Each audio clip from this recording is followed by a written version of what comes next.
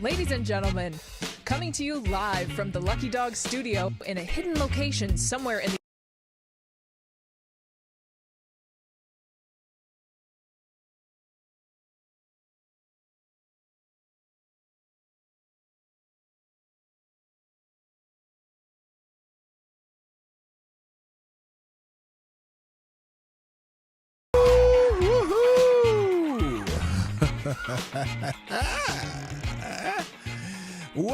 Well. Good morning, everybody. Welcome to the Morning Night Live. I'm your host, Marty, also known as P-Dog Night on the internet. And welcome back to the P-Dog Night channel, where sometimes getting woken up early in the morning, well, it's normal for me, so it doesn't bother me at all. But anyway, some people in Texas had a rude awakening. I'll get to that. Much more, because we got news, we got stuff to talk about, we got things, we got tidbits and all that. And more than that.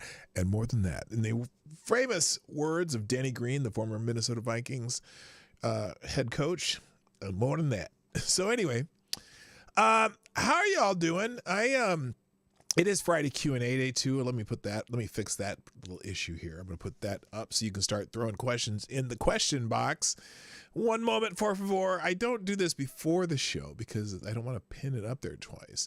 Also, if you haven't shared the stream yet, go ahead and do that. That'd be greatly appreciated. Also, hit the like button.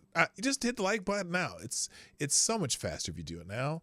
I mean, because then it's done. You don't have to think about it. I don't have to remind you, because I'm reminding you ahead of time, because you're going to like the show. What the hell? It's just a given, right? It's a given. Okay, maybe not, especially if you're new here. But if you are new here, you just happen to be just fumbling up onto the show or stumbling onto the show, whichever you prefer. This is a show where I just run my mouth a lot and try to get things right, and sometimes you may disagree with me, but if you disagree with me, well, I don't give a shit. I'll appreciate it, because I don't mind. Wait, what is it, Friday Q&A? I don't mind if you disagree with me, and I welcome it, because it's basically a free speech zone, but don't be a dick, because you're not allowed. If you're a dick, then I'm going to send you on your way. But anyway, Friday is Ask Me Anything Day. We drop questions in the chat. I'll have this here. Ask me, I'm typing. It's hard to type and talk at the same time. Anything. Y'all can hear me, right? Yeah, that's okay. I did that right today. All right, so there. Friday Q&A is it'll be up there. Let me get that. I don't want this one over here. I want this live chat. And AD will make the spacer for me, I'm sure. So there we go. So let's say hi to everybody and get this show on the road. But first, let me pour my coffee, because it's getting cold, and I have some warm coffee in this tumbler. Today's coffee is brought to you by the Oli Store. The Oli Store, restaurant in Northfield, Minnesota. A lovely little breakfast spot. I guess they do lunch too, but I've only ever eaten breakfast there. Like when Lady Boomer and I go down, like if we're heading south for a daycation, or we are, doing something in Northfield, it's usually like we go to the Oli Store for breakfast, because they have really good breakfast. And so there you go. Happy Oli Store Day. By the way, if anyone has a holiday today that you can drop in the chat that we can celebrate today, I don't really have one. I don't think do I even have any birthdays up here? I don't think I have anything up here. Oh well, actually I do have one birthday. It was I think it was Al Sharpton's birthday yesterday, but I'm not a big fan of Reverend Al, so fuck it. Not wishing him happy birthday. All right, first in the chat today, of course, is Mr. Avocados Diabli, because that's normal.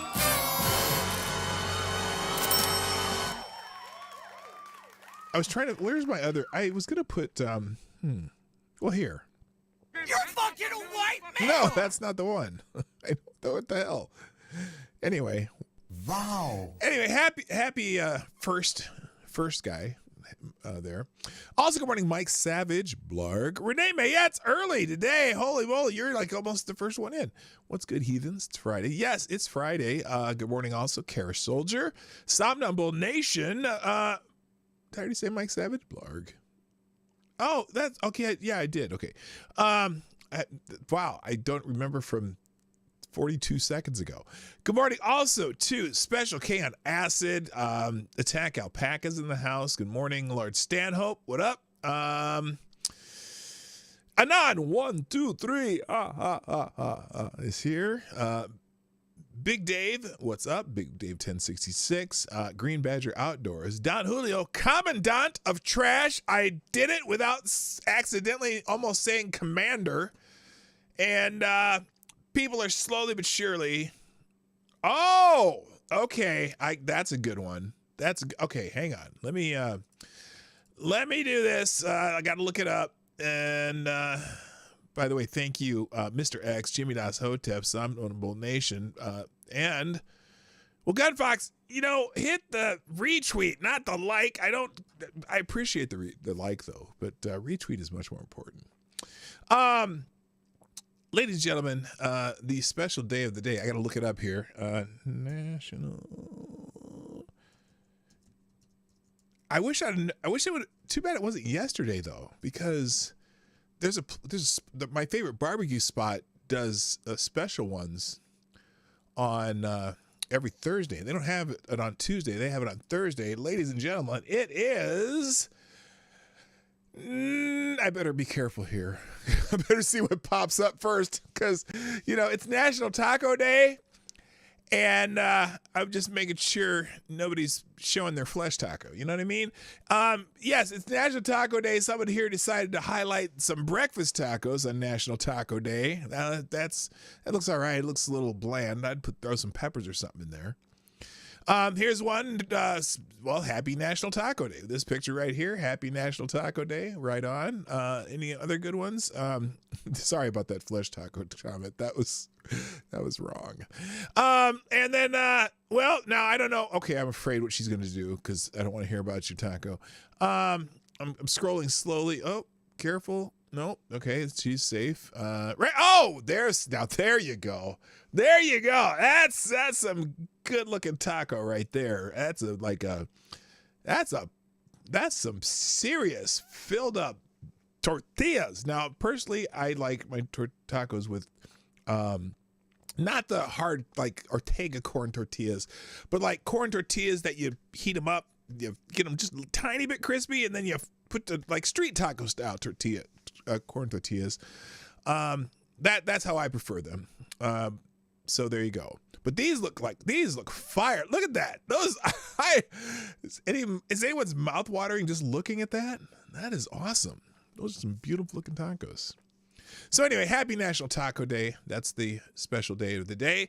Also, it is the feast, I believe, of Saint Francis Assisi. Now, again, I'm not Catholic, but for some reason I have a fascination with Catholic holidays. Or Catholic saints' days, you know what I mean? Saint Francis of Assisi, I believe he's the one, the animal, the nature guy, right? Because I have a statue of him in my garden. Because they have this little. Okay, here we go. Okay, well, wait a minute. There was one that told you what it was. Well, good Lord, and I don't mean Saint Francis of Assisi. Where's the one that? Oh, here it is. Here it is. Today on Saint. Okay, that's Saint's Draft. He was the founder of the Order of Franciscans and a man whose radical life embodies the vows of poverty, chastity, and obedience. Okay, but here it is. He is known as the first person to receive the stigmata. He died at 44 years old, and people reported a flock of larks swooping near, singing at the moment of his death. Yes, he's the animal guy, right? Marty, come to the church. Well, no, I'm Episcopalian, and well, I go to Lutheran church though. I did go to Lutheran church. We stopped going to church. I probably should start going to church again. But anyway, but I know he's the saint of like animals and nature and shit. So happy feast of Saint Francis of Assisi. Now trending in news, more newsy items today. The jobs report came out, and you know me and jobs reports. If you've been around here long enough, you know that I believe that every jobs report reported during a Democrat's term in the White House is always bullshit until you get the revision. But Today we got a job report. Now, we can be negative or you can be positive about it. This guy's, I guess, kind of negative about it. As the election closes in and in the wake of the just released jobs report, this remains one of the most important labor market charts of which to be aware.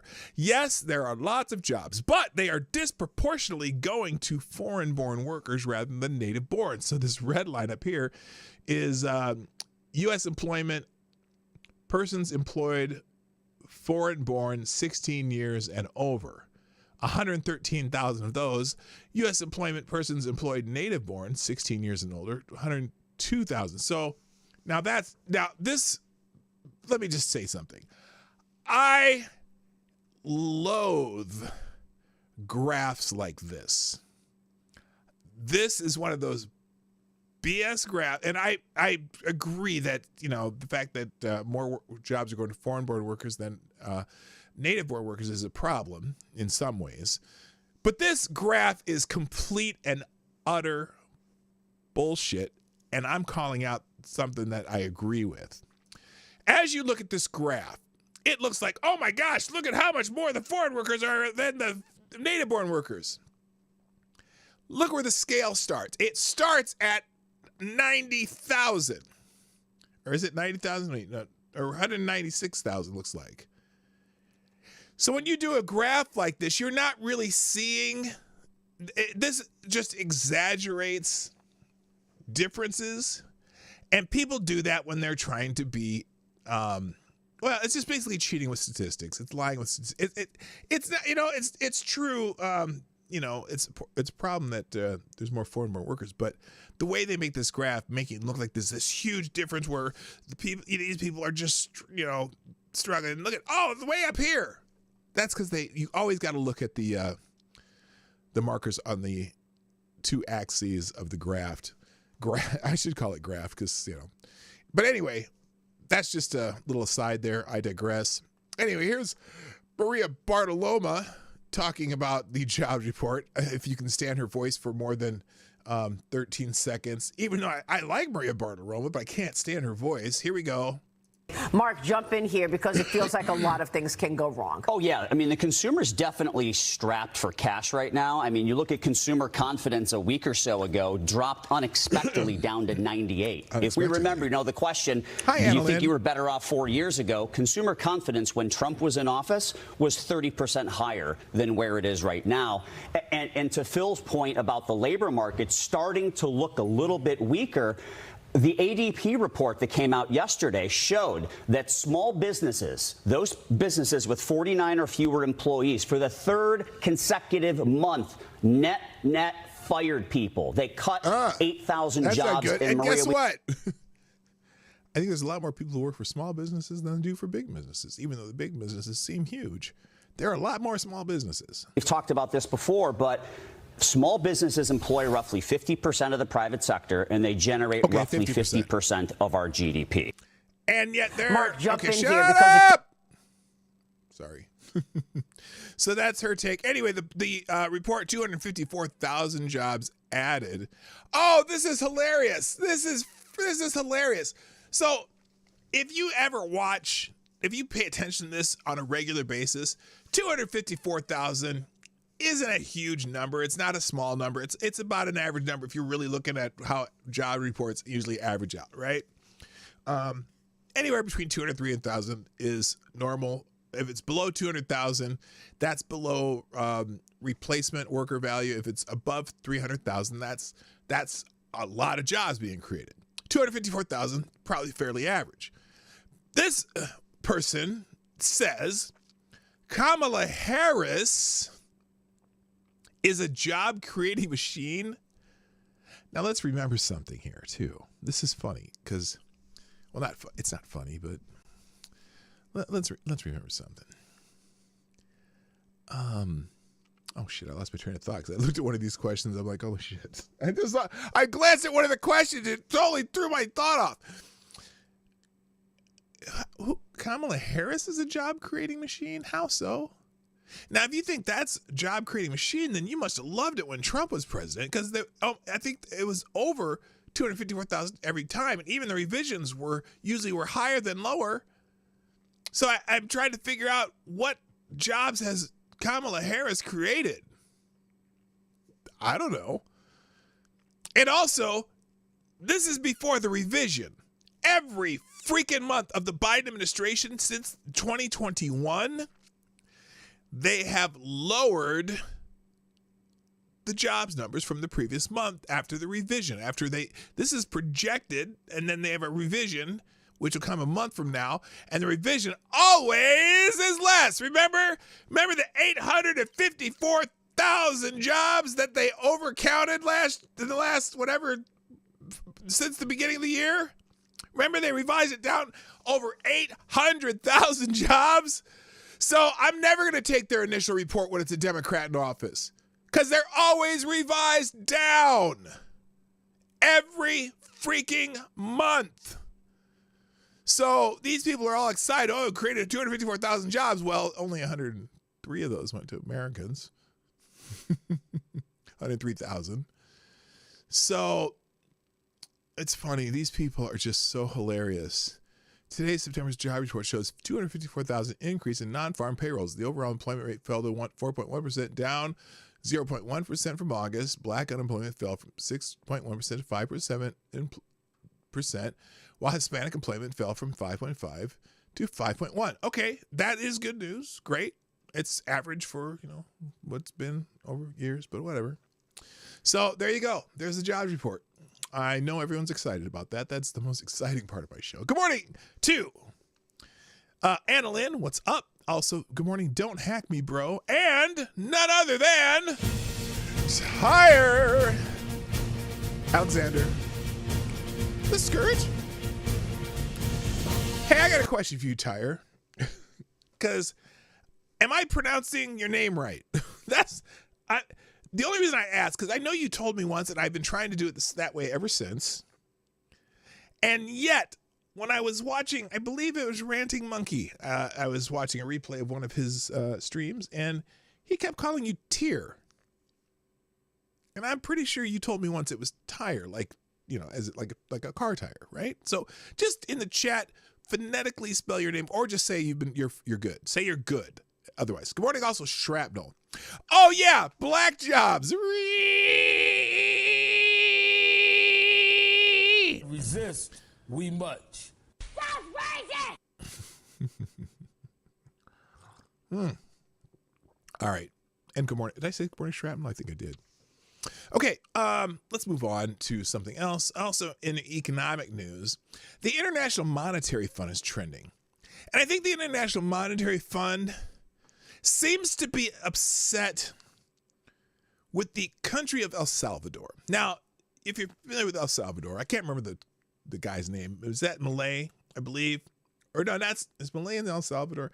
Anyway, El Salvador is having a bit of a renaissance because the new president there has, they've done some serious cutbacks in government spending. They've done all kinds of things. Their economy is thriving, and they've also put a bunch of people in prison, like all those gang members. And they just say, fuck it. You guys are going to be in here for life. Fuck you. They are very highly disciplined in the prisons they're in. So anyway, apparently the International Monetary Fund's mad because El Salvador is going to be very Bitcoin friendly, or not, what do you call it? Not just Bitcoins, but whatever, alternative, what do they call that again? Jesus, something currency. It's actually short for tyrant. Oh, okay, so I'm good, tyrant. Oh, so it'd be tear, but the god is Tyre, so it could be said either way. I know you are who you're talking to either way. Well, I know, because I've been calling you Tyre Alexander forever. Anyway, cryptocurrency. El Salvador has made itself very open to the concept of cryptocurrency, right? So apparently the IMF is not happy about this, and so a lot of people are posting this little ditty here. Hang on, shut up. We gotta wait till you play. Don't play yet. Let's open that up. There we go. A lot of people are playing this. I haven't heard it completely. So on El Salvador, IMF staff have ongoing an ongoing engagement with the Salvadorian authorities, and the objective is to reach agreement on a new IMF-supported program. Are they doing too well? That would help with the macroeconomic stabilization and adjustment, and also growth-enhancing reforms. Ongoing discussions are focused on policies to strengthen reforms that can be used to boost productivity and economic governance. Addressing risks arising from Bitcoin is a key element of these discussions. And of course, the goal is what? For Spit it out! the fund to be in a position to support a credible and well-sequenced policy package that is designed by the authorities. Oh, by the International Monetary Fund. With respect to the details on Bitcoin, what we have recommended is a narrowing of the scope of the Bitcoin law, strengthening the regulatory framework and oversight of the Bitcoin ecosystem. All right, I'm gonna have her shut up here a second. And limiting.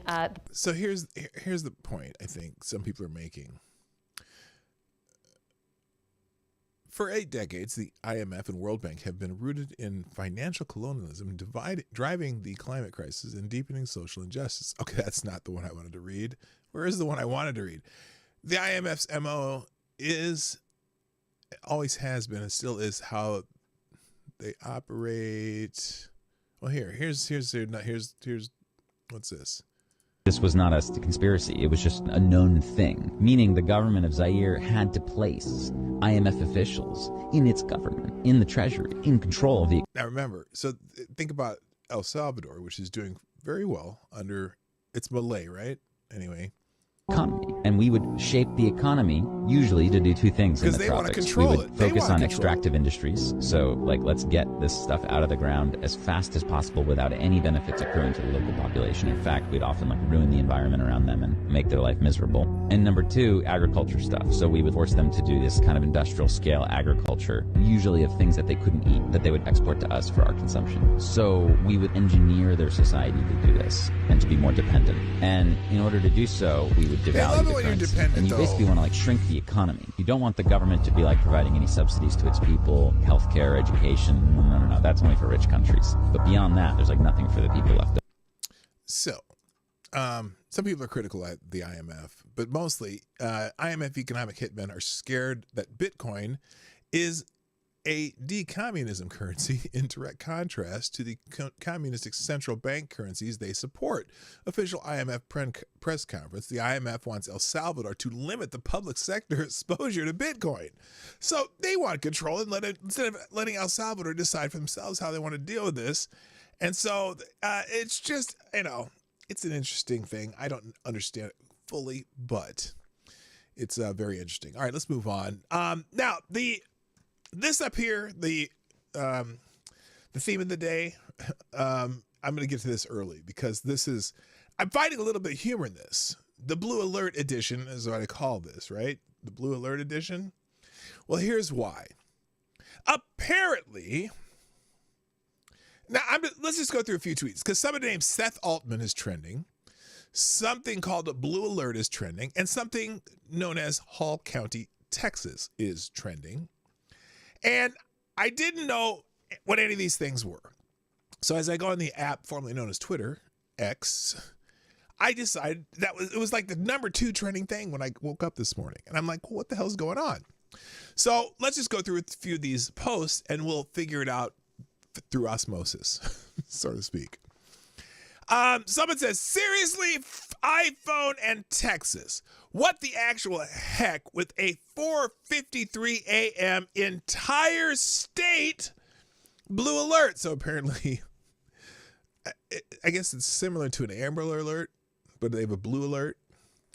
Y'all think I'm about to jump out of bed and catch this dude? Abuse of the system scared the crap out of me. Just disabled emergency alert. So if the world is ending, please call me. So apparently everyone in Texas got one of these blue alerts. You ever hanging out somewhere? Maybe you're in a restaurant or you're, hanging out with your family watching sports or some shit. And all of a sudden your phone just goes,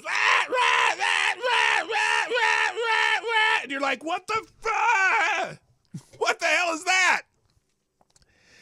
then you see, there's an Amber Alert for a suburb that's on the other side of the metro area. How am I going to, like I live in, the southern, Egan, whatever, and the Amber Alerts for like Shorewood or Brooklyn Center, someplace that's 30 miles away. And you're like, really? Did I need to have that happen right now? So this happened apparently in Texas at 4:53 a.m. So there's another guy. I literally got out of my bed at 4:55 a.m. to look around my house for some dude named Seth Altman. Surely if an emergency alert was sent to my phone at this hour, he must be trying to break through my front door. By the way, I hate everyone named Seth for at least next week. The entire state of Texas hates whoever Seth Altman is. Now, here it is. Look at this. This is good. Look at this fucker, Seth Altman. Y'all have fun with his family shit. I'm pissed off now. So this guy, he murdered some cops or something. Memphis, Tennessee. City Police Chief Rex Plant shot 3 times by gunmen and has been flown to Amarillo for treatment. Manhunt currently underway for Seth Altman of Memphis. Law enforcement for surrounding counties are involved along with areas. So this guy shot a cop. And so he's, Memphis, proximity to Arkansas and Texas. I don't know why he's in Amarillo. They sent him to Amarillo because that seems pretty far from Texas. Don't you got to go all the way through Arkansas to get him to Amarillo? But anyway, so this set off a blue alert. And there's the picture of it. At 4:53 a.m. across the entire state of Texas, people got this alert on their phone with one of those things, They're so fucking loud. I might have been eating dinner, and I had the volume on my phone really low. I had it really low. And then all of a sudden I got that. I'm like, whoa, what the hell? So blue alert issued for Seth Altman, wanted for the involvement in the injury of an officer by Hall County Sheriff's Offices. Suspect is a 33-year-old white male. You're fucking a white male! 6'2", 220 pounds. Altman's wearing a blue t-shirt and blue jeans. Oh my gosh, he's wearing a white dude wearing a blue t-shirt and blue jeans in Texas? That could never happen. The suspect is believed to be armed and dangerous. Now, if I'm looking at my phone and I see this alert, okay, I'm reading this alert. It's 4:53 in the morning, and I get this on my phone. It wakes me up. It wakes my wife up. We're both like sitting in my bed going, Hall County. Let's see. Hall County. I'd be like, where the fuck is Hall County? Where the fuck is Hall County? I don't even know where that is. If you're in San Antonio, I think Hall County is in like northern Texas somewhere, like not anywhere near Dallas. I don't know where it is. I don't even care. But apparently the entire state got the alert. So everyone in Texas is pissing off. Pushing a blue alert through at 4:50 a.m. using the whole state emergency alert system for a state as big as Texas is insane. Yeah, that's like, look, if you understand how big Texas is, it could be from one end of the state to the other. That's like going from, Des Moines to Indianapolis is how far you could drive if you're at the wrong end of Texas. Someone here says blue alert should be illegal. A cop being injured 6.5 hours away is not an emergency. Being in the direct path of a tornado, wildfire, tsunami, hurricane, or flood is the only reason an emergency alert should be blasting at 4:50 a.m. You are 100% correct. You are 100%. That's the only reason I want that thing to go off. Is if there's a tornado coming. Then, yeah, wake my ass up. I'll go down to the basement. But other than that, unless they're breaking into my house right now, I don't want the alert. Oh, my God. Anyway, okay. Did I make the point clear enough? Anyway, that's why those three things are trending. Also going on, Bruce Springsteen has endorsed Kamala Harris for president. Shocker! Oh my gosh! I would have never guessed it. Oh, wait. Oh, I got a couple good mornings to do. Good morning. Number one is here. And also, Velvetina. Now, Velvetina, are you new? Because I've never seen your name. I don't recall seeing your name before, but I'm so happy to see your name in here. Excuse me. And even if you don't like me, subscribe. Anyway, I'm losing it. So anyway, Bruce Springsteen, shocker, as Juanita Brogret says, or no, here, I got even a better one. How about this? I'm here to tell you right now, we don't care. Yeah, I don't care. Oh, see, like, Bruce Springsteen. Look, Bruce wrote some good music. Not everyone understood all the music because some of his songs that were supposedly, jingoistic, were actually kind of dark if you think about it. Like Born in the USA. Oh yeah, proud born in the USA. He's talking about how the steel towns are run down and shit. But anyway, I used to be known as, his kitten. What's up? I got you. Okay, gotcha. All right, I know who you are. And my other favorite Canadian unacceptable views. Bruce is an old 70s, 80s icon, one of the great artists. But I don't give a fuck who you're voting for, Bruce. You're a multimillionaire and don't have to worry about the fact that the price of food is almost twice what it was 4 years ago. So it's easy for you to endorse Kamala Harris. You and Taylor Swift and Liz Cheney and all these fuckwads who are I love the fact that all the millionaires are endorsing Kamala Harris. Good for them. I don't care. Not going to change my mind. So there you go. That's why Bruce Springsteen is trending. Nobody cares. Also, and Liz Cheney too, because apparently she was at, she did a speech at, this is funny.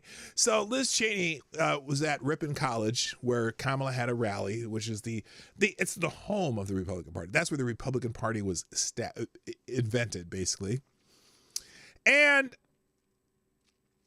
someone here says the best part of Liz Cheney's speech is where she said she's for limited government, low taxes, a strong national defense, the private sector, and family over government, and then endorsed the candidate openly against every single one of those things. I think this is the part right here. Listen to this. I am a Ronald Reagan conservative. I believe in by the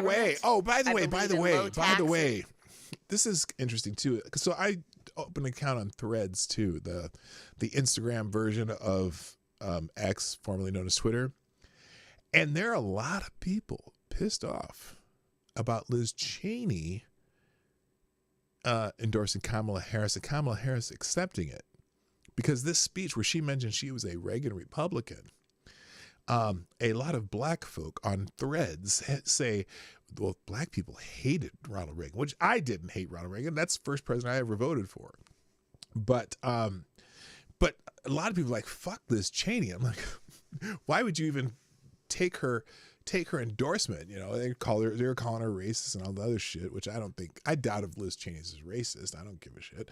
But I just think she's wrong on this. So, but the fact that she's touting her Republicans' fiscal, small government bona fides, and then she is endorsing Kamala Harris, who's just, and that's why I laugh at Joe Walsh too. Not that Joe Walsh, but the former congressman who was on CNN this morning. He's still a Tea Party Republican, blah, blah, blah. And every time someone says some bullshit about free speech and you shouldn't have hate speech and that, and Joe Walsh is like, well, no, that's not true. All his ideas are the same as mine, except he hates Donald Trump so much that he wants no one to vote for him. A threat to democracy. Fuck you.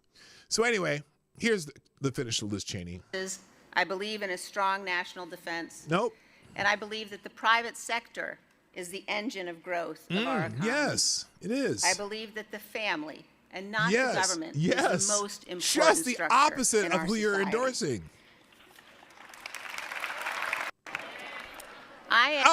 They're clapping. They're there for Kamala Harris. Well, here, hey, Liz. So let me try this one more time. I'm gonna play it one more time, and I'm gonna give you a symbol or signal of the things that Kamala Harris agrees with. I am a Ronald Reagan conservative. I believe in limited government. I believe in low taxes. I believe in a strong national defense. And I believe that the private sector is the engine of growth of our economy. I believe that the family and not the government is the most important structure in our society. Yeah, the tepid response is very funny too, right? Right, right. Now I just want to say his kitten because I see Velvetina and I'm like, is that like a rabbit? You went from kitten to rabbit. Is that what we did here? I don't know. Anyway, so that's why Liz Cheney's trending. Also, Butler County Butler's trending. Butler, Pennsylvania, because Donald Trump is going back to Butler on Saturday, where the place where he got a little piece of his ear nipped off, and he's going back to Butler.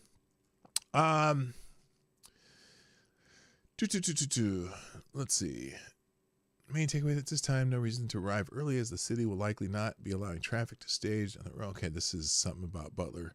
Anyway, Donald Trump's going to go back to Butler. And apparently, at this particular event where he's going to give a speech, none other than Elon Musk will be at this rally. This is going to be interesting. Someone says, who else thinks Donald Trump and Elon Musk should roll up to the Butler, Pennsylvania rally in this Cybertruck? This is a Cybertruck somebody made for, I don't know for, but about President Trump. Look at this thing. Now, personally, I wouldn't be caught dead driving a Cybertruck. I think they're crap, but they look kind of interesting. They look like something out of Roblox or whatever those, any of those Lego video games kind of looks like. I think, first of all, they're not that well built. I'd rather have an American-made pickup truck, GMC, Dodge, Ford, or not Dodge. I'm sorry, you can't call it Dodge anymore. Ram, Ford, GMC, or even a Toyota. Toyota trucks are pretty good too, except they're really expensive to repair compared to most of the American trucks. Ideally, I would be driving a GMC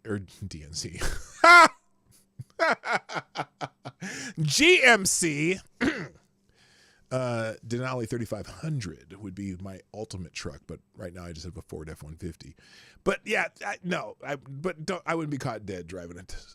Owning a Cybertruck. I might drive one for the hell of it, but they're not that great. I got to be honest with you. So anyway, Elon Musk is coming to the Butler rally, so some people are posting this again. That's funny. All right, let's move on. That's why Butler's trending. And then finally, last trending topic today, before I get into some other news, treason is trending. And I thought for sure that treason would be trending because of this this brief. I don't even know. It's this brief that Jack Smith dropped in the January 6th case. The judge decided to make this public just before the election, which is clearly election interference and poisoning the well for any potential jury pool.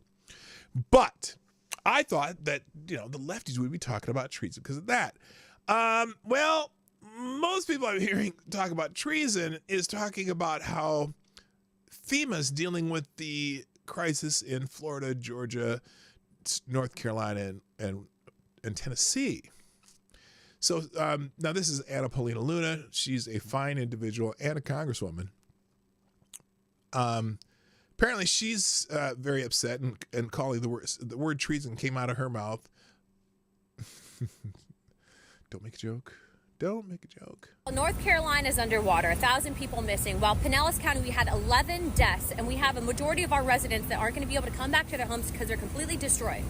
You have Mayorkas, the Biden-Harris administration, and radical leftists in Washington, mostly in the Democrat Party, gave illegals $1.1 billion in housing assistance. People that never paid into the system. Mind you, they wouldn't have been here in the first place if they weren't campaigning on open borders, but that's a separate video. You should be pissed. And if you think as a legislator, I'm not pissed, and I don't see the games that happen in Washington hoping that you're not paying attention, because that's how it goes up there, is they hope the American people are too busy working to pay attention to the crap that they're doing. I'm telling you, you need to get out and vote, because this is not going to stop.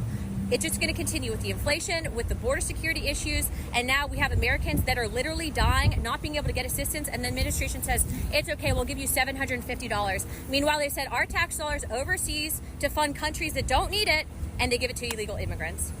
North Carolina is underwater. So, now, the only reason I enlarged that was for AD's viewing pleasure. This is the congresswoman who has the bikini pictures. Remember her? This is her. But she's not just a pretty face, okay? Oh, I was going to make another joke, but I better not. I'm married.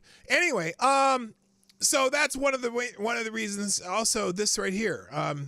So far this year, the United States has given $24.4 billion to Ukraine, $11.3 billion to Israel, $1.95 billion to Ethiopia, $1.6 billion to Jordan, $1.4 billion to Egypt, $1.1 billion to Afghanistan, $1.1 billion to Somalia, $1 billion to Yemen, $987 million to the Congo, and $896 million to Syria. $9,000 per illegal immigrant that entered the U.S., and Americans who have lost everything to Hurricane Helene will be getting $750 courtesy of FEMA. Now,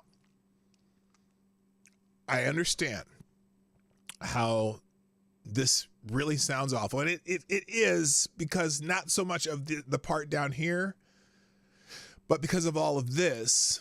And the fact that FEMA says that Mayorkas says that FEMA is running out of money. Let me put a caveat on this, though. So, the way it works is this is something that's built in to FEMA as far as the $750. This is something that's already built. This is like an automatic thing that people get $750, and it's not the entirety of what FEMA will be spending on this disaster. And in fact, too. A lot of it depends on governors making requests for assistance, whatever, in FEMA. So that's the $750. You can't necessarily dwell on that. That's just one of those automatic things they do. That's the automatic thing they did in Maui. And it sounds terrible, but it's not that they can't get more assistance. In fact, I think, if you're applying for certain types of assistance, for example, to rebuild your home, there's like $41,000 per person that people can apply for. And it has to be specifically to build a home or do construction or fix a home or whatever. There's other monies that they make available. But this first $750 sounds like, oh my God, is that all they're doing? But the bigger problem in some of these areas is there are a ton of people. By the way, good morning, boneheaded dumbass. I didn't see you there. I see you in the questions. I don't see you in the chat. The problem that's happening as I watch some of these I've been watching a lot of videos about people wanting to do assistance, doing private citizens, doing rescue efforts with their own helicopters or their own trucks, trying to bring in supplies or whatever, is right now, particularly in the Appalachian area, Western North Carolina and Tennessee, Eastern Tennessee, all these people are willing to go in there and help with the rescue efforts, and FEMA is now restricting their ability to do that. They will not allow them into areas. They're creating a no-fly zone, so to speak. They're confiscating, like people coming with private donations of water and all this other stuff, and FEMA's confiscating it so that they're the ones who are distributing it. It's like, look, some of these places are really remote. And right now, the government, the National Guards or whatever, aren't supplying any helicopters. They're not doing any search and rescue missions. So private people in helicopters and airplanes have been doing them. And now they're saying, if you fly into these zones you will lose your license to operate your, flying vehicle, so to speak, your plane or helicopter. So that's what the problem is. And it's almost like, oh no, well, we don't want private people to do it. We want professionals doing the rescue efforts. And right now they're, I was listening to one guy talking about how they're not even going in to help people. They're just going in to bring out dead bodies. They're not providing refrigerated trucks. They're not doing all this stuff. And it's just fucked up. It's really fucked up. So this treason thing, a lot of people are talking about treason because of FEMA and how they're not doing anything. And, we saw this political cartoon yesterday. And again, the thing is, it's like there's a process for American hurricane victims. And it just comes off that, oh, well, shouldn't there be a process for the Ukrainians to get billions of dollars? Shouldn't there be a process for us to be supporting the illegal border crossers that we're putting up in hotels in New York City and giving, spending $10,000 a month on them? And that's where it just makes it just an imbalance. Again, can we not think about Americans first? There's those words again. So that's where the word treason keeps popping up. And again, so people are blaming Kamala Harris for this speech here. This is what she said. And the federal relief and assistance that we have been providing has included FEMA providing $750 for folks who need immediate needs being met. Now, I would have rather her not even give a number. And it's kind of the optics of her saying that when we've given so much money to other countries, we give it spending so much money on migrants. She would have been better off just saying we're providing monetary assistance to people. We're trying to get our logistics, in order. Because that's $750 sounds paltry, even though that's how that particular system works. So, yeah, so some people are calling it treason. What the fuck? Biden-Harris regime is now saying FEMA does not have enough funds to make it through hurricane season right after giving billions more to Ukraine. Yeah, they just approved another $800-something million to go to Ukraine. Like every other week, they, $1 billion there, $800,000 there, $2 billion there. They're just keep giving money away that we really don't have. Here you go, $2.4 billion, nothing. Well, they're doing something. And again, this. Let's be honest with ourselves.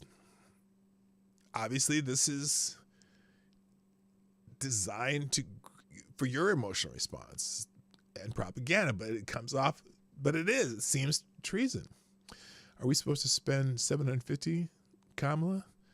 So I don't know. And also, this is the treason on the labor report. Under Kamala Harris, more foreign-born workers than native-born American workers have joined the labor force. That's related to the to the jobs report. So anyway, I thought for sure when I saw treason trending, I thought it was going to be related to Donald Trump. Nope, it's almost exclusively criticizing the administration. I'm curious too. How's this going to play out politically in North Carolina? Now, the area that was hit, and it's funny how I don't say that they're doing this on purpose, because in Maui where they hit, that's all Democrat. I mean, Hawaii is heavily Democratic. So I'm not saying that this is because people are Republicans in Western North Carolina and Eastern Tennessee. They're just getting the same treatment as the people in Hawaii did, which was shitty there too. Okay. But I wonder politically, being that Western North Carolina is heavily Republican and the bigger cities, Charlotte, whatever, more Democrat, right? Just like in general, rural tends to be more on the right. Urban seems more on the left. How's this going to play in North Carolina, where they're considering North Carolina a swing state? They're hoping Kamala Harris could gain some ground in North Carolina and maybe, make that Asheville super blue. Is it? Okay, interesting. Asheville's closer to Austin than MAGA country. Okay, that's interesting. I wonder how they're feeling about it now, though. And will they blame Kamala Harris, or will they blame Congress? For because they're fighting over the budget right now. They'll blame the Republicans for not doing whatever. Because I saw a video saying, "Oh, well, this is all Congress's fault. This is Matt Gaetz' fault for voting against this omnibus continuation of bill." What the fuck? That's a bill that has the entire United States budget in it, not just FEMA, you moron. Well, he voted against FEMA because he voted against an omnibus bill. Well, he also voted against the military. He voted against everybody. He voted against doing the same shit instead of having 12 separate bills. That's what he voted against. More power to him. Let's see. Let me check something real quick here. Oh, no, I can't do that. Oh, I did leave that out there.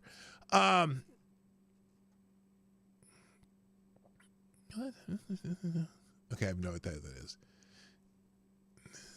All right, let's move on. Let's go into a little news, then we'll get into Q&A, because it's Friday, right? Ladies and gentlemen, it is Friday. All right, let's get through some headlines. I have several articles open. We're just going to get through a few, and then we'll do Q&A. Let's start with this. So, Ava Edel is a survivor. The 89-year-old widow grew up in the former Yugoslavia, where she saw the horrors of communism firsthand. She came to the U.S. because she thought it was a bastion of freedom and liberty.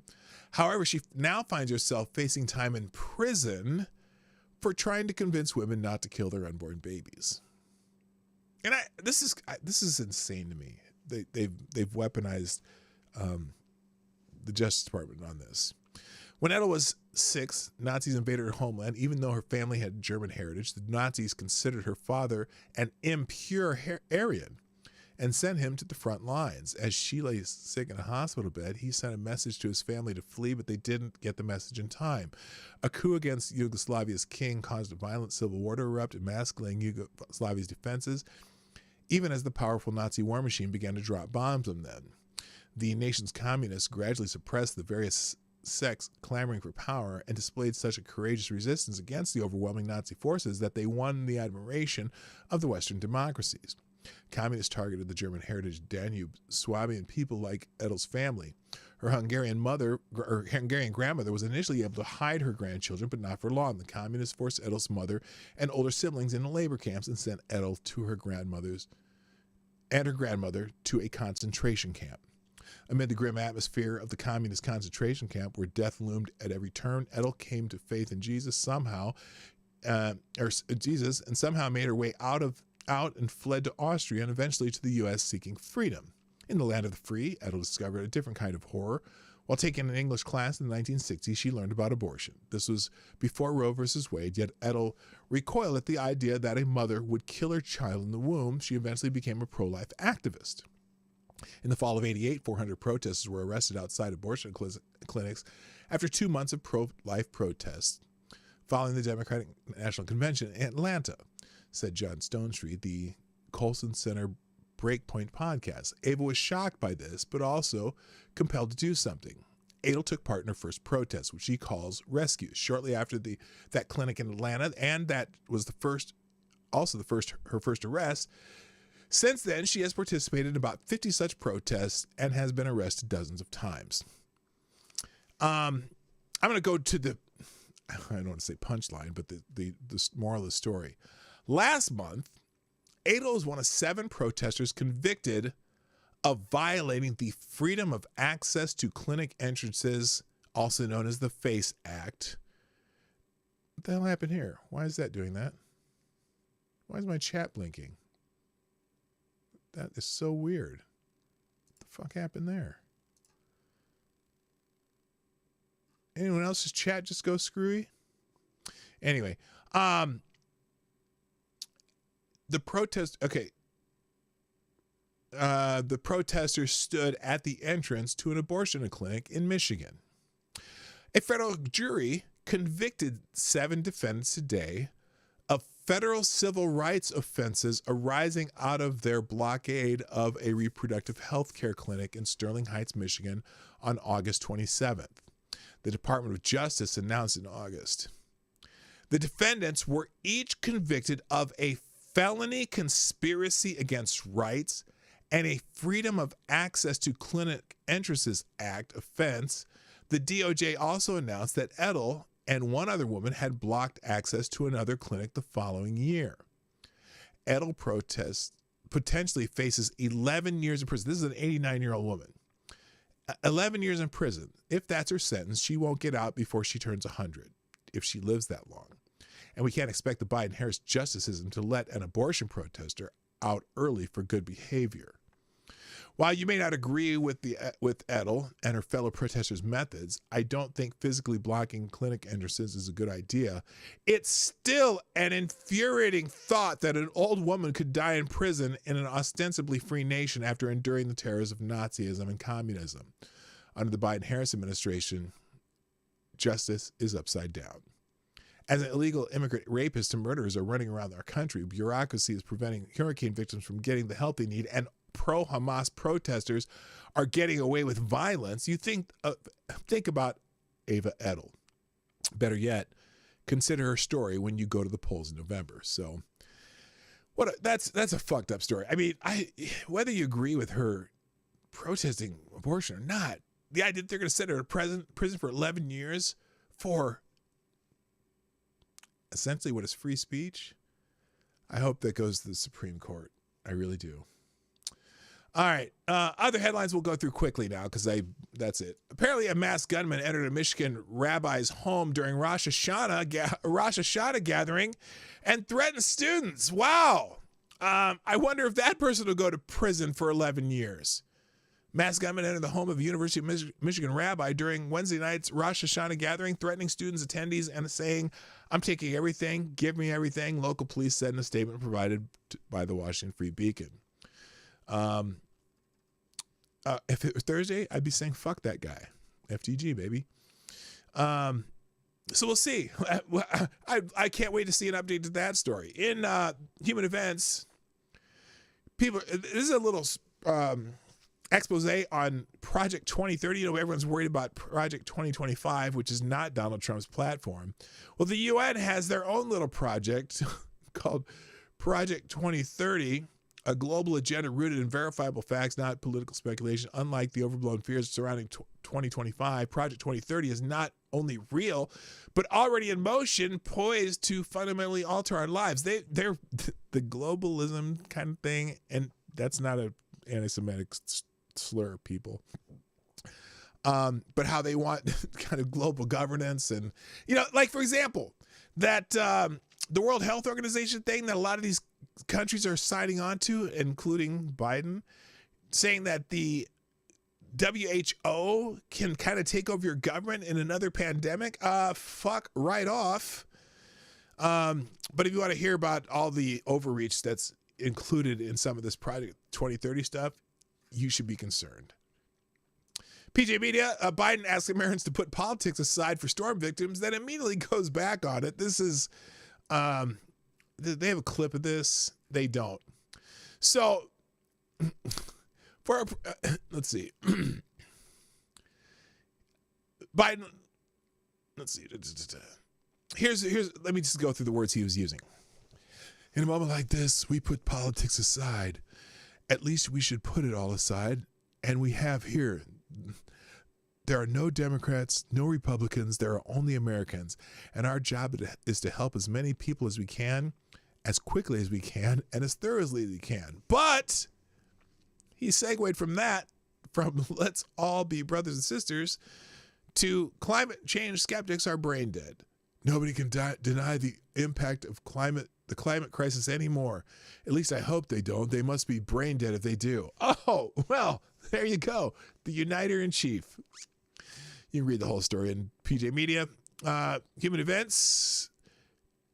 This is the guy with the updates on Cock County.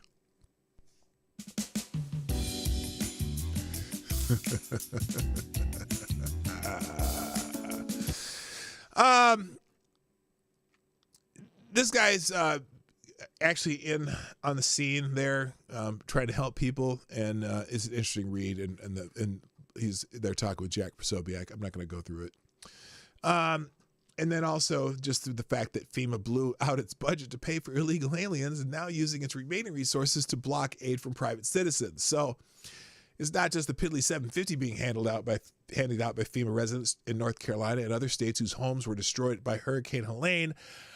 It's the lethal incompetence. Just as cops taking order from state government officials blocked Lahaina residents in cars from escaping the inferno, the only survivors were those who defied them and drove through the blockades. FEMA officials from the federal government are doing all they can to block the delivery of aid to people in the hardest hurricane-hit rural areas where people need food, water, medicine, shelter, and everything else, and have been completely shut off from civilization. They're actually stopping them as if they were trespassers and saying, just trust the government. That should be a red flag right there. That might work when people have time, but these hurricane victims don't have time. Their need for aid is immediate. One aid worker explains why that may be, and it's a doozy of a story. If you're wondering why citizens are being turned away that are coming to help North Carolina and Tennessee, you want to hear my experience as someone who has been doing this as a private citizen for almost a decade. Well, you'll have to read this yourself because I don't have time to go through them. But breaking, My Patriot Supply is having issues with partners unable to get supplies to North Carolina because they don't have FEMA's permission. What? Fuck FEMA right now. I mean, I get it. There probably are safety concerns and everything, but if there are private citizens who want to help, you let them fucking help. Here's a local official with a block 'em bug, only acting on orders, of course. So this Asheville, North Carolina police now blocking store owners from securing their goods, but allowing looters. Really? It's insane. It's sad and it's insane, and I don't get it. Hello, Simic Magic. What's up? Of course, Mayorkas, as we said yesterday, says FEMA doesn't have the fund to last through hurricane season. Fuck that guy. Issues and insights. Is anyone here competent? Response to hurricane, port strike, add to White House failures. Oh, by the way, the port strike. Remember when I said there would be some miraculous thing that would be credited to Kamala Harris? Well, apparently the port striking workers, the international whatever fucktards of, dock workers association, what do they call them? Longshoremen? I shouldn't say fuckwads. They're hardworking people, but the strike is crazy. Apparently they're going to postpone their strike until after the election, till January, I guess. They're going to postpone it. So how convenient. In fact, I probably have that here.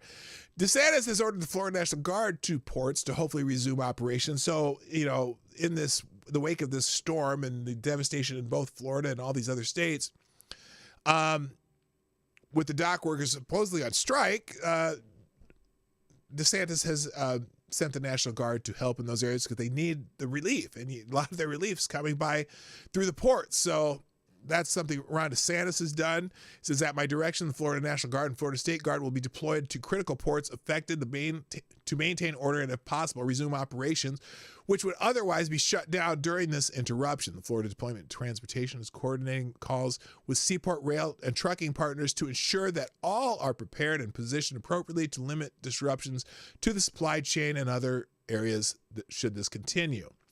And then he continues what agencies are going to be involved in that. So good on Ron DeSantis. But I think here it is. Here's the story. The longshoreman strike miraculously is pausing until January 15th. to throw Kamala Harris a lifeline. The dock workers' strike that could have severely hurt the American economy and the supply chain weeks before an election has been paused until January, diverting what could have been a political catastrophe for Vice President Kamala Harris. Quote, the union that represents tens of thousands of East Coast dock workers and the shipping industry reached a tentative agreement on wages and are extending an expired contract through January 15, 2025. The union said on Facebook that effective immediately, all current job actions will cease and all work covered by the master contract will resume. So they gave her a lifeline. GDSOB's in the house, by the way. How you doing, brother? Daily Caller. The real villain in the port strike debacle isn't who you think. The longshoremen are getting a lot of flack. It's not all undeserved. The union boss threatening to cripple the U.S. economy recently sold his 76-foot yacht, while the typical ILA worker makes well into six figures, but they're just ankle biters in this scheme of things. It's the foreign shipping companies who are the final boss. For once, Republicans and Democrats agree, at least for now. Foreign-owned shipping companies have made record profits, and executive compensation has grown. Kamala Harris said in a statement that sounded suspiciously similar to Donald Trump's. American workers should be able to negotiate for better wages, especially since the shipping companies are mostly foreign flag vessels, Donald Trump said. So they're both right.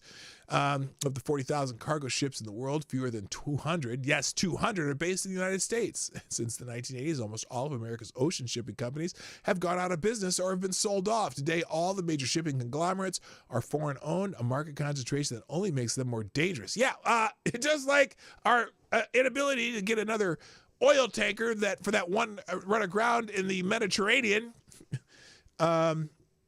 We also have a dirge of shipping companies and our own shipping vessels. Well, when you import so much shit, of course, other people are probably own the ships, so that's unfortunate. Politico Ryan Lee's. That's okay. So Politico's Ryan Lizza on leave over Olivia Newsy's harassment. We talked about this Olivia Newsy person that I'd never really cared about, but that story is still continuing, and if you want to read about it, I have a link.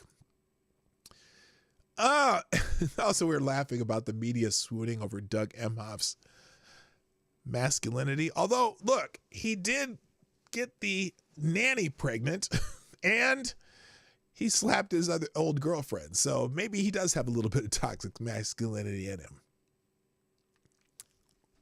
But the media is so excited about him being redefining masculinity because he stands behind his high-powered wife and her boyfriend. Okay, legal insurrection. That law that Gavin Newsom signed in California, well, it's been paused. Oh man, senior U.S. District Judge John A. Mendez of the U.S. District Court, Eastern District of California, humiliated Governor Gavin Newsom in his order that paused the governor's law blocking deepfakes. Chris Coles, the maker of VP Kamala Harris's video at the center of the issue, sued Newsom. Here's the statement. Supreme Court precedent illuminates that while a well-founded fear of digitally manipulated media landscape may be justified, this fear does not give legislators unbridled license to bulldoze over the long-standing traditions of critique, parody, and satire protected by the First Amendment. Asshole! Okay, he didn't say asshole, but he should have. Newsom's law banned digitally altered political images and audio impersonating candidates. Newsom threw a fit when Elon Musk shared the AI altered video of Harris in July. So this is that. I'm not going to show it. I don't need shit from YouTube, and I'm not going to put a disclaimer. This video includes AI whatever images. Fuck off. Anyway, the judge said, hey, Gavin, you're a fucking idiot. That's perfect. Moving on, Daily Caller. Even the liberal media wants Kamala to do more press, but not for the reason you think. Oh, what? Liberal pundits who assured the public that Kamala's lack of engagement with the press was fine are now claiming she should do more interviews. MSNBC's Chris Hayes Wait, isn't that the fake Rachel Maddow? Chris Hayes? Anyway, agreed with colleague Stephanie Ruhle, fresh off her September interview with Harris, that Harris should do more interviews. Hayes gushed over the pair's great interview during an episode of his show. Oh my God, he's saying they should do more cupcake interviews with her. More tape cleaners, I call them. Yeah, we don't know if it's Hayes or Maddow. Anyway, they think that these puff piece interviews with Kamala Harris are good for her. Biden telegraphs Israel. This is Breitbart. Biden telegraphs Israel military plans to the world, reveals nothing is going to happen today in Iran. You know, it's because he can't remember what he's supposed to say and what he's not supposed to say, which this is not new for Joe Biden, by the way. Joe Biden has never been one to be able to manage his tongue very well. And that sounded weird. And but he is, first of all, we don't allow Israel, and we advise Israel, and there's nothing going to happen today, Biden told reporters at the White House when asked if he would allow Israel to retaliate against Iran. So basically, he let Iran know that, the retaliation, I guess, is not going to happen today. It might happen tomorrow, but it's definitely not happening today. Hi, Kevin S. What's up? So anyway, he's telegraphing Israel's moves, but at least he's right. We don't allow Israel to do anything. Israel's a sovereign state, and whether you like what they're doing or not, it's not our job to control them. I mean, granted, I think, we don't necessarily have to fund it, but I don't think we have any right to control it. And if they want to buy shit to help them do their thing, they can do that. I don't want to control it either way. I don't want to tell them they can't. I don't want to tell them they can. Let Israel do what Israel needs to do, as far as I'm concerned. By the way, the last time Iran attacked, the Biden-Harris administration held back Israel's response. This time, the Jewish state said, fuck you, you're not telling us what to do. So, same theme there. Last few articles, did Hamas just ghost the Biden-Harris administration?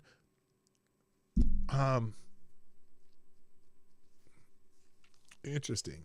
So Blinken wants to, set up these peace talks, the whatever negotiations, and Hamas is just kind of like, we're not going to answer him. Fuck it. which makes peace negotiations a little more difficult if one side doesn't even answer the phone. And shocker, Cuba and Venezuela stand with Iran after the missile attack on Israel. That's all I'm going to say about that. Mexico military strike kills 6 Middle Eastern migrants headed to the U.S. border. Oh my gosh. Now you know that the Biden-Harris administration is going to be complaining about Mexico. Mexican army soldiers mistook a fleeing convoy of vehicles that was moving a large group of Middle Eastern migrants. What the fuck? Are there Middle Eastern migrants in Mexico? How'd they get there? They walk across water? Is it a giant Jesus club or something? What the fuck? They should be turned away. You know what, Mexico? You know that is not proper asylum or whatever way to get asylum in a country. You have to be able to walk there. And what the hell are they doing in Mexico? Not that I approve of killing them, but still, they mistook a large group of Middle Eastern migrants for cartel gunmen in the state of Chiapas.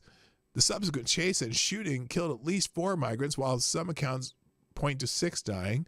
The shooting took place on Wednesday evening in the southern Mexican state of Chiapas along a highway that connects the towns of Villa Comitán and Huixtla. A statement from Mexico's army revealed, according to the military, a contingent of soldiers patrolled the roads when they saw a pickup that suddenly sped off. The fleeing vehicle was closely followed by 2 cargo trucks that gunmen commonly used.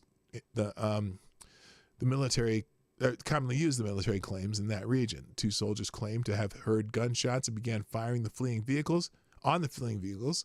One of the trucks stopped, and when the military forces approached, they found a total of 33 migrants from Egypt, Nepal, Saudi Arabia, Pakistan, India, and Cuba. These are the ones who use the CBP-1 app to claim asylum in the United States.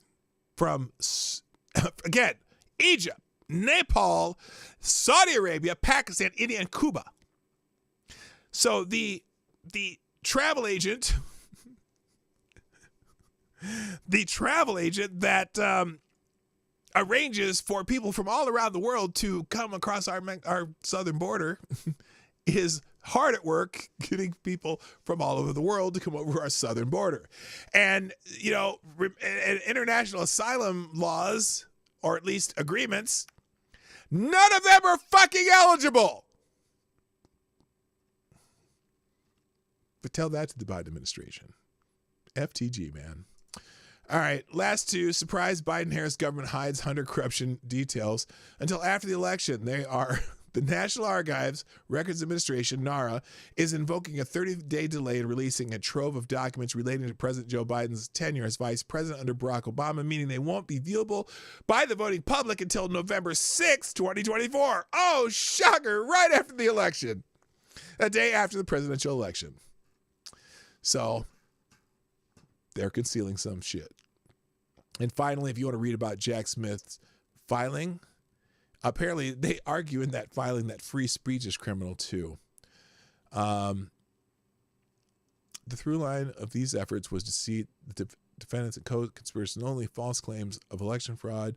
Trump uses Twitter account to undermine public confidence in the electoral system, spread false claims of election fraud, attack those speaking the truth. Oh, you mean he had an opinion on some shit? And that's part of your lawsuit?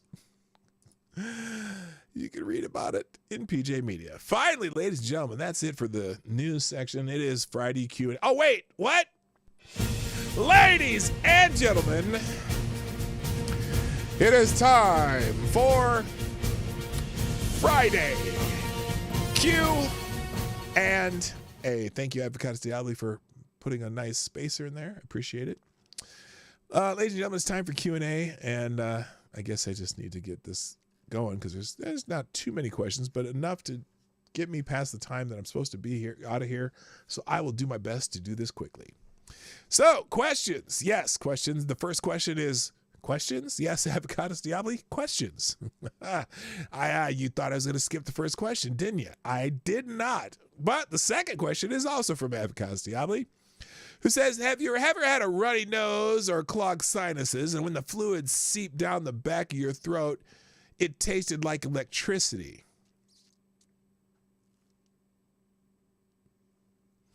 80, you might want to go see a doctor for that.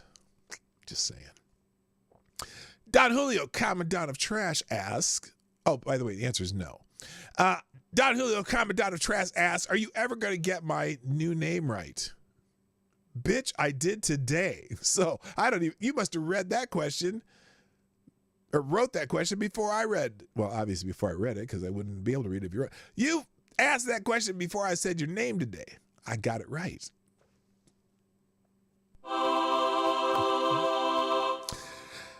Avocados Diablo asks, have you walked through a dark room, banged your shin on an ottoman, falling down, hit your head on a coffee table, and realized you had an erection?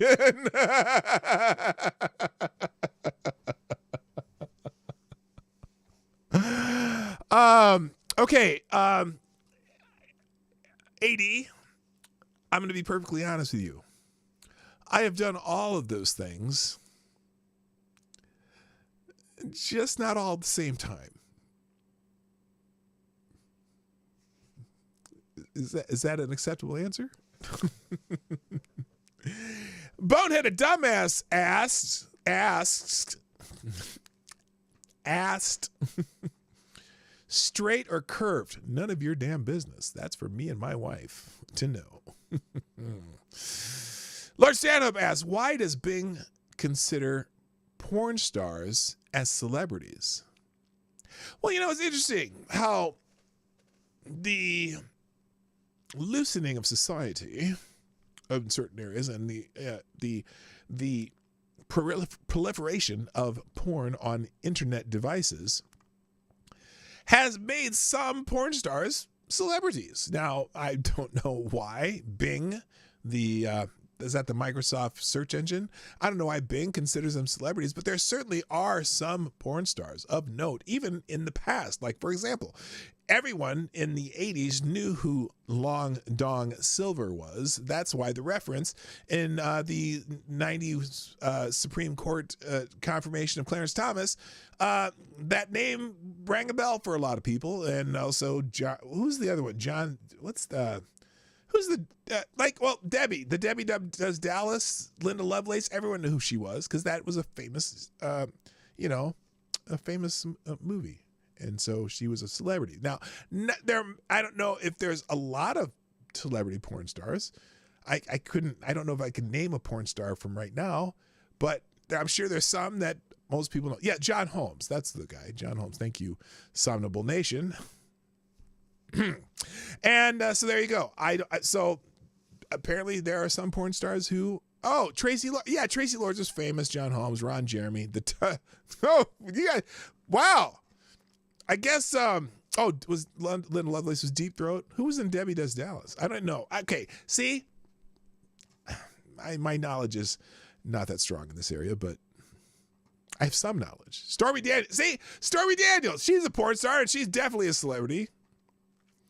All right, let's move on because I don't want to hear about. Well, you can keep naming porn stars in the chat. I'm not going to read all of them. Let's see. Avocado Diablo. Oh no, wait. Avocado Diablo. If when you died, the Catholic Church canonized you, what would you be the patron saint of? Well, I have no idea.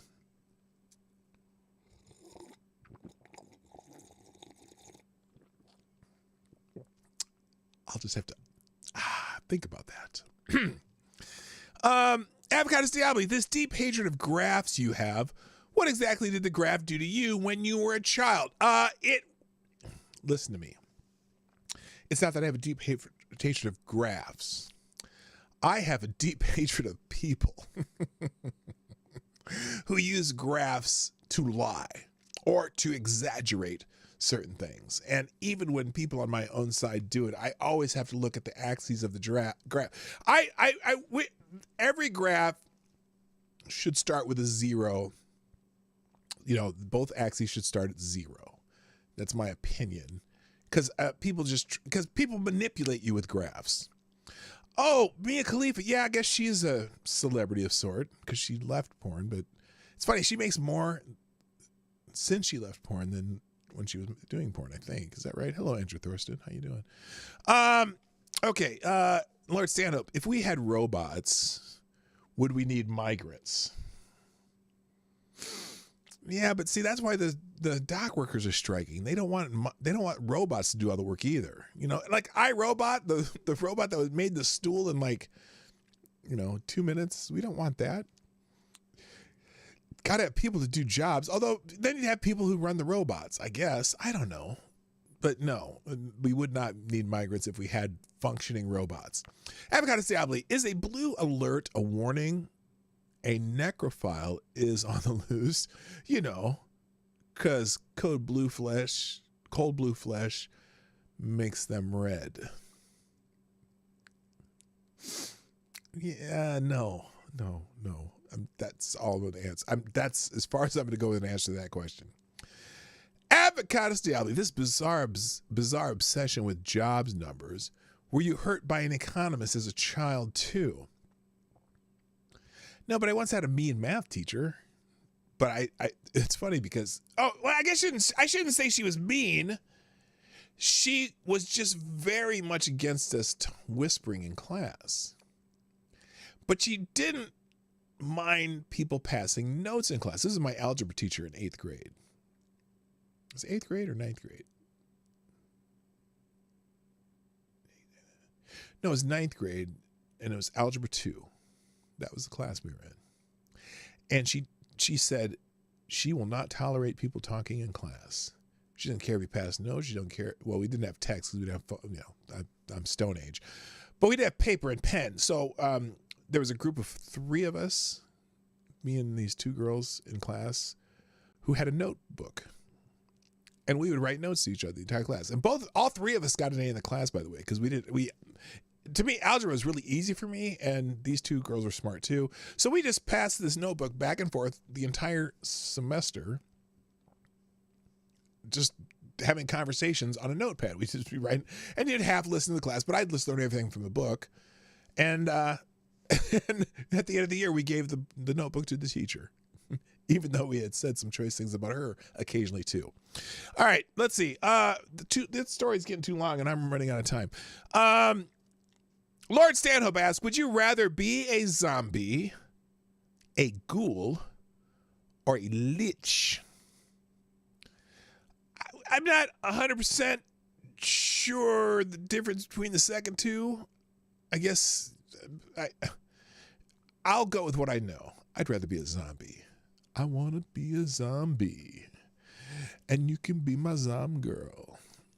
Avocado Stably says, if you discovered there was a civilization living in your digestive tract and you were basically their god, would you be a vengeful god or a benevolent god? Well, there is a test for that, Avocado Stably, believe it or not. If the civilization existing in your, what do you call it?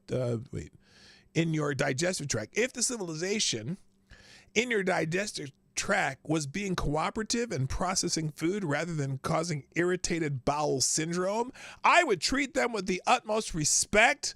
But if those motherfuckers started fucking with my, my system and giving me indigestion and whatever, I would probably have to take an antacid. And, sometimes that antacid isn't good for civilizations living in your digestive tract. So I hope that answers your question thoroughly. Thank you very much. Moving on. Ty Alexander asks, if tires sold tires, would it be Tires Tire?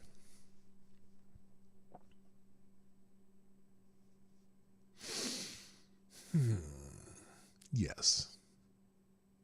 Yes, it would. Okay. Lord Stanhope asks, how does one discern being amazed with knowledge versus being baffled with bullshit? Ooh, that's tough, man, because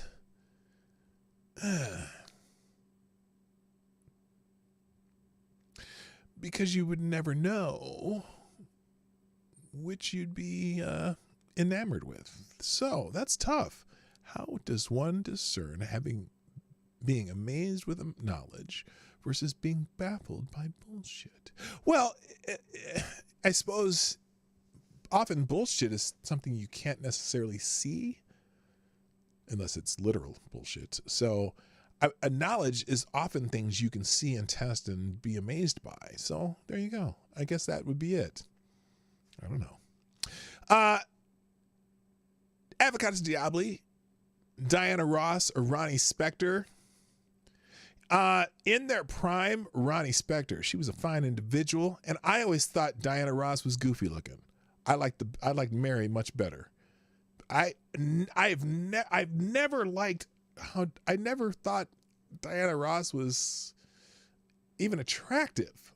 In her 70s, for a 70-year-old woman, she looks good for a 70-year-old or whatever. When she was before, I don't know when she died, but when she was with the Supremes and early on in her career, I just thought, how did you have such a weird looking lead singer?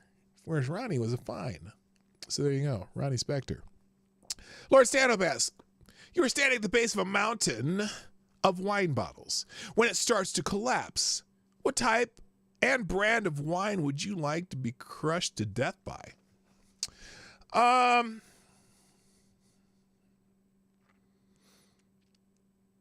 I'll go with Barefoot Wines. I don't know why. It's the only one I can think of off the top of my head. Let's see. Lord Stanhope asks, what is the best animal to get mauled to death by? Okay. There is an answer to this. Probably a hippopotamus, because it would probably kill you instantly. versus like lions, which will catch you and eat parts of you and you be still going, or any kind of cat. No, don't ever get killed by any type of cat. The hippo would just crush you to death immediately, and that's probably the safest one. Grizzly bears, they rip at you, so that sucks. I'm going to say hippopotamus. Okay, Lord Stanhope, who would you like to see wind up destitute? As much as I would like to say, Chuck Schumer or Liz Cheney or, some dipshit, I don't want to see anybody to end up destitute.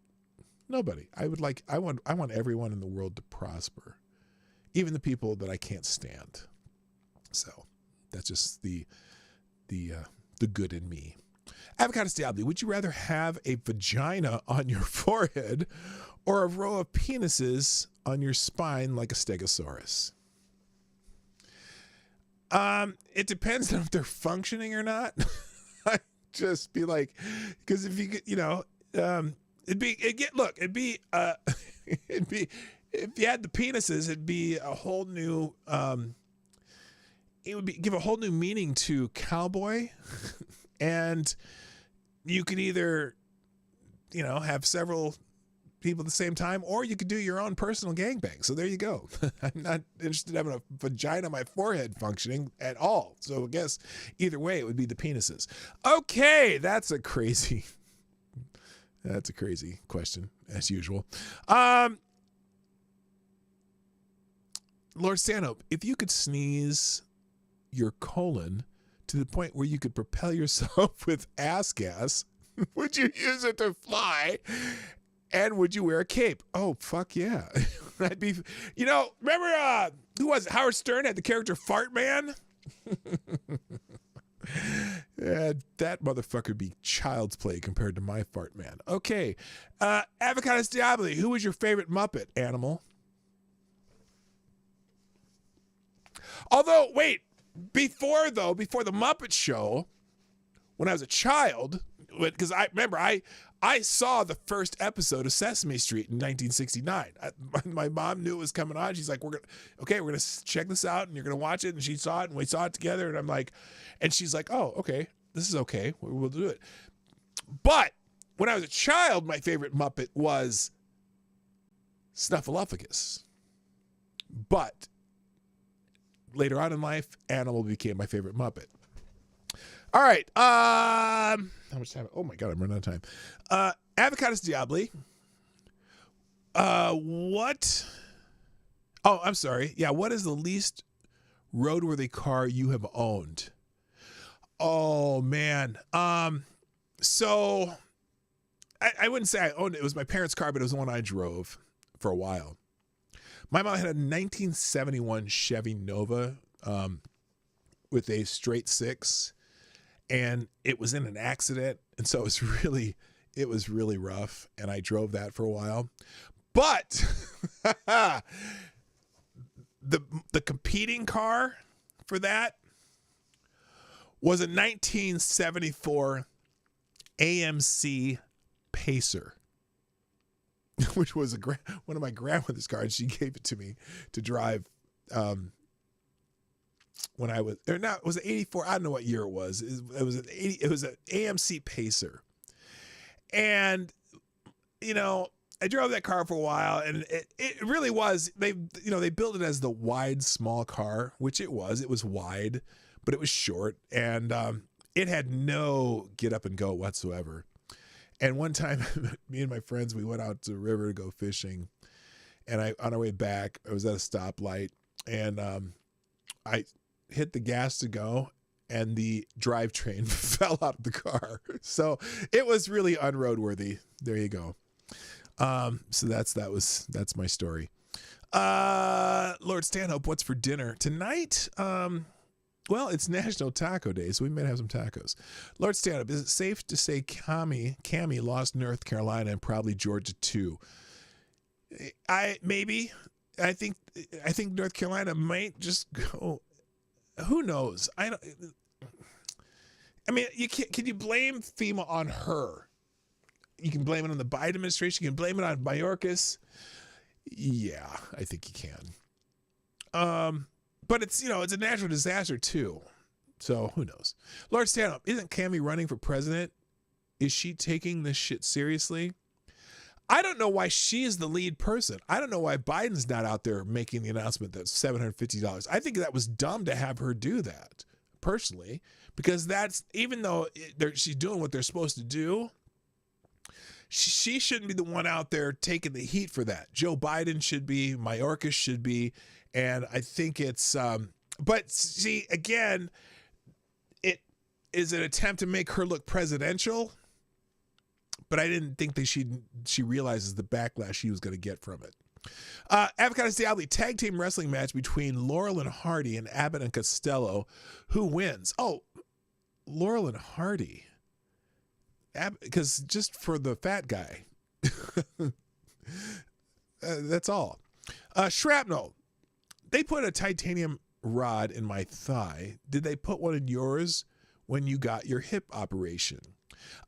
Yeah, what they do is they cut off the top of your femur, and then they drill like a ball joint into where your hip is, and then they have a titanium rod that has a bend and it has a ball that goes into the ball joint. So yeah, they jam that titanium rod down into your femur. Yes, they did. That's and mine is titanium also. Avocados Diablo, what person would you least like to see naked? Who's that fat model? What's her name? I don't want to see her naked. I don't want to see. Oh no, I got one worse.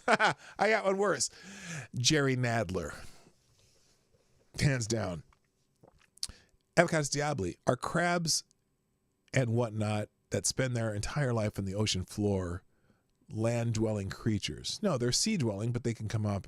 They can come out of the water sometimes. I'm not sure if I understood the question. Lord Stando, if Donald John Trump could control the weather with the power of his mind, where should it rain and where should it snow, and who gets 2 months of 106 degrees? I don't think Donald Trump should change anything. I think he should just chill out the hurricane shit. I don't have a better answer for that. I was trying to think of something funny, but no. Although rain and snow in Arizona would be hilarious. It would shut down the state, but it would be hilarious. Select a Boy asks, which is worse, a cold that you have a high chance of survival or heart disease? Wait, which is worse, a cold that you have a high chance of survival or heart disease?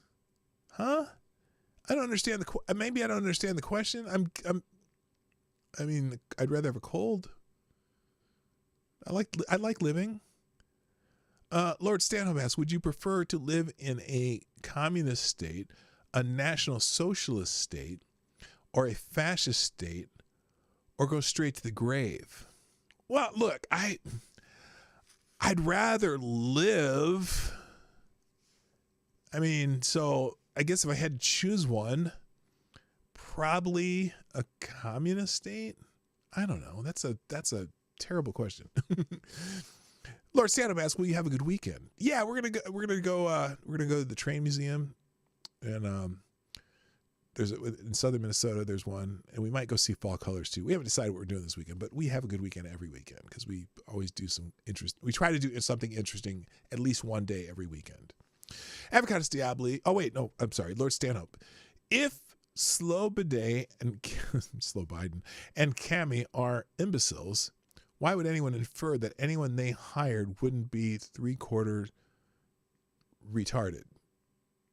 Well, we can't infer that because I'm sure there are competent people that they hired that they're not aware of. I mean, look, I think I'm going to guess that Pete Buttigieg, even though I'm not a fan of his politics, is probably a pretty smart guy and not retarded at all. He just why are you gay? Anyway, no, I don't know. I can't assume that. Although they certainly choose some really, I wouldn't say dumbasses, just dumb ideas. People, you know what I mean? Like Mayorkas is such a liar too. Anyway, okay, I gotta hurry up. Can you give a brief Oh, shit. Where was I? Can you give a brief synopsis of the longshoreman strike using only your hands?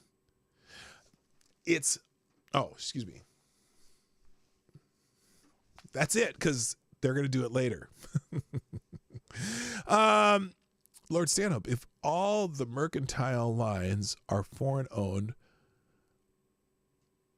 Oh, I lost the question. Where'd it go? I actually accidentally scrolled. Holy shit, there's a lot of questions left.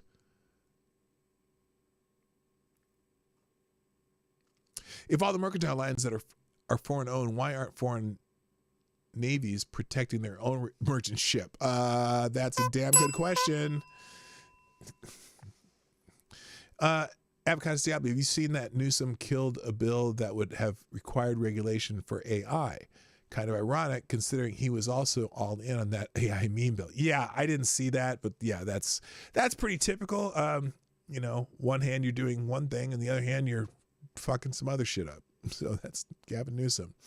Lord Stanhope, who's a prettier woman, Rachel Maddow or Chris Hayes? Oh, that's a trick question because they're the same person. Nice try. You didn't get me there. Avocado Diablo, have you ever played strip categories with a drunk clown and an Amish family? No. Lord Stanhope, did you ever just sit back and weep at the fate of the Roman Empire? No. Bonehead Dumbass, live or Memorex? Live. Avocado Diablo, Joe Stafford, Dinah Shore, or Rosemary Clooney? Dinah Shore, she's a sister. Some people understand that reference. Select a boy. Which sports fans are the best and worst in North America? Worst sports fans are fans of the WNBA who are either fans of Caitlin Clark or fans of Angel Reese, the ones that can't get over the other one. They're the worst sports fans. Best sports fans in America, I hate them, but the Yankees fans are pretty good. Green Bay Packer fans are pretty good. Even I hate the Green Packer fans. I can't stand the Packers either, but their fans are loyal. And you know what? The fact that you can get an NFL team in the city the size of Green Bay, Wisconsin, and keep it even functioning is fucking amazing because it's a little town. But Packer fans fill that stadium. They are loyal as all fuck all. Lord Stanhope, I forgot. Did I wish you a good weekend yet? No, but you have now. Thank you. Avocado Diablo, have you ever put a 9-volt battery on your tongue? Yes. That is what electricity tastes like. Oh, well, no. No. I've never had snot that tastes like electricity. Avocado Diablo, do you pee while swimming or hold it in? I never pee in a pool. I did once when I was a kid, and I was like, this is gross, just thinking about what's going on around me. And I never did it again, and plus I have a pool, and I don't like people peeing in my pool. So I get out and go dry off, go to the bathroom. Brother, Lord Stanhope, brother, can you spare a dime? Hey, no donations today. Everyone drop a 5 in the super chat or something. No, I don't have a dime to spare because no one's sponsoring the show today. Avocado Diablo, if we discovered a way to create infinite energy that involves using people in some way, would you be okay with cloning people to use as a resource? Wow. That is like one of the deepest questions we've ever had here.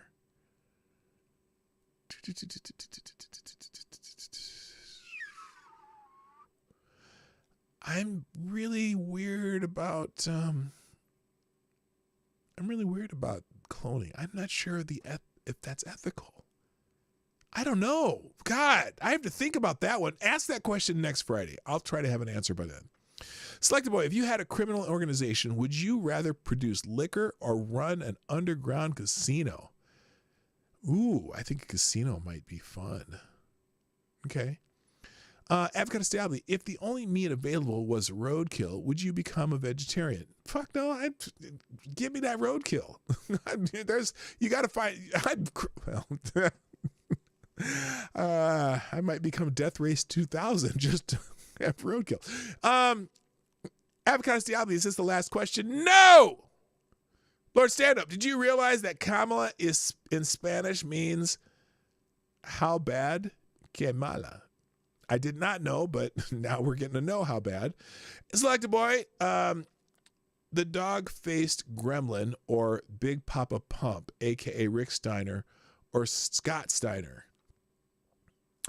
You know, when they were still a tag team brothers kind of thing, I used to think Scott Steiner was pretty cool, but he got weird. I think he got weird when he became Big Papa Pump. I'm just saying. That's weird. He became really weird. And so, I don't know. I can't decide. No, or is it Scott Steiner that's Big Papa Pump? Oh, Scott Steiner, the one who became Big Papa Pump. He got weird. I like the old when the Steiners, you know, one was like always in the wrestling garb, and the other one was the pretty boy. I liked them when they were that. Not so cool, the Big Papa Pump. Avocados Diabli, what for withers thou? I don't know. But the next question, Avocados Diabli, and the last question of the day is this the last question? Yes, it is. And that's it for today. I got to go. I am late as hell. Thank you, everybody, for joining me today on the Morning Night Live. Sorry, the Blue Oyster Cult or Vanilla Fudge or Mountain Blue Oyster Cult. That's okay. It was the last question until I got that. That's it. No more questions. I'm cutting it off. End Q&A. Thank you for participating in Q&A today. Also the show. I got to go. Let's drop the links in the chat. And let me get rid of that. Got to get rid of these 2 Twitter links. And I'm going to go. Thanks, everybody. Great day. Hope you have a great weekend. I plan to myself, as always. And I hope you find a way to do it, too. Be back Monday, more normal time, right around 10 o'clock Eastern. Alba Martinez Resurrección. Hello. That's new. All right, let's get the links in the chat, and I got to go. Thank you. There we go. There we go. Here's the links. I'm not even putting a header on them. Here's the links. There you go. I got to go. My name's P-Dog Knight, and I am out of here. Bye-bye, motherfuckers. Hey, this is P-Dog Knight, and thanks for watching today on the P-Dog Knight channel. If you have an observation or remark you'd like to make about this video or my channel, I absolutely welcome you to write it in the comment section down below. I really look forward to hearing from you. And before you go, if you like what you saw but you're not already subscribed, please make sure you hit the subscribe button and definitely click that bell that pops up afterwards so you'll be notified when I post new videos or when we go live. I broadcast my live show, The Morning Night Live, Monday through Friday at 10 o'clock Eastern, 9 o'clock Central. A special thank you to all the supporters of this channel who share our videos on social media and who make donations through Streamlabs, YouTube, Venmo, and Cash App, which are all linked in the description down below. Thanks again, and until next time, I'm P-Dog Knight, and I'm out of here.